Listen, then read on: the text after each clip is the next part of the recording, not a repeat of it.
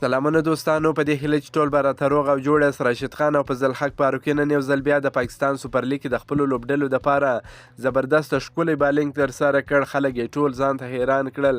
د پاکستانیانو نظرونه یې خپل ځان ته راواړول. دا پیچونه چې دي دا یوازې د بیټینګ دپاره جوړ کړي دي.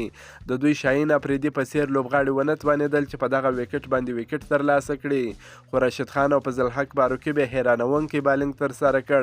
راشد خان د خپلې لوبډلې دپاره 4 ویکټې ترلاسه کړې او فضل حق فاروقي بیا 3 ویکټې ترلاسه کړې.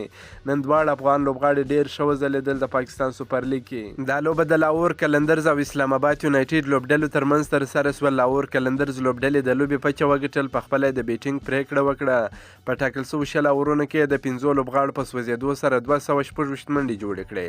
د دوی لپاره په خرزمان یقینا زبردسته په زړه پورې چټکه لوبه ترسره کړل.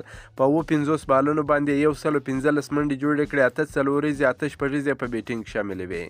غلام 41 بیلینګ 32 منډې ترسره کړې او راشد خان بیا په 15 بالونو باندې 15 ناسوځېدلې منډې جوړې کړې. 2 څلوریزې 1 شپږیزې په بیټینګ شامله وه. د اسلام آباد یونایټډ لوبډلې لپاره بیا افغان اتل فضل حق فاروقي زبردست ښکلی بالینګ ترسره کړ.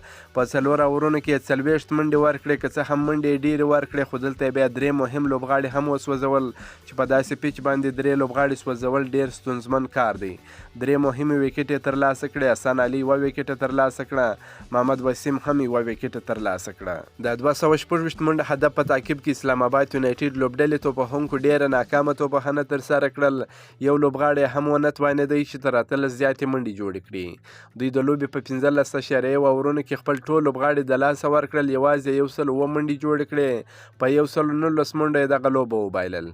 ګوربز 15 منډې جوړې کړې، هالیکس هیلز 18 منډې جوړې کړې، حسن علي هم 18 منډې جوړې کړې.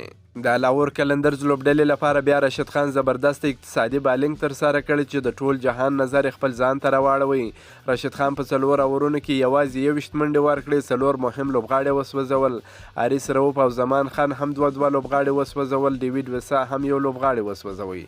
لاهور قلندرز لوبډلې دغه لوبه په 119 منډو وګټل. که مو دا ویډیو خوښه شوې درسره لایک کړئ، د خپلو ملګرو سره هم شیر کړئ. د نور تازه معلوماتو لپاره هم زموږ سره اوسئ. تر بلې ویډیو پر د الله پامان.